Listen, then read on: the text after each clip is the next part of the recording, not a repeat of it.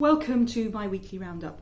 Well, clearly the sudden and chaotic announcement of a second national lockdown at the weekend has dominated parliamentary discussion and debate this week. And it was with a heavy heart that I voted for that second lockdown. A heavy heart because this was avoidable. The government had warnings weeks ago that this might be needed, and it could have taken a different route, a shorter, sharper lockdown over half term, as Keir Starmer called for.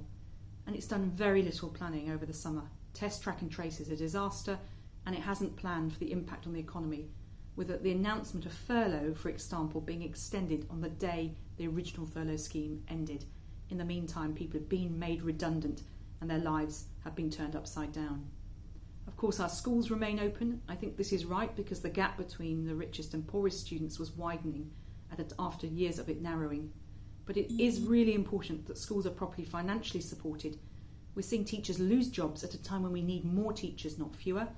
And we need to see proper testing and tracing available to all education staff, teachers and other key workers on a regular, routine basis to keep them and our communities safe. The Public Accounts Committee has been busy this week, particularly looking at bounce back loans. And I spoke in a debate about further education funding, a sector that's vitally important if we're retraining people for the jobs that will still exist after COVID. In the meantime, please stay safe, wear your fabric face covering, wash your hands regularly and thoroughly, and keep your distance. And if you're still working, please consider spending an extra £5 a week with a local independent business. We want to support them, we want them there after this.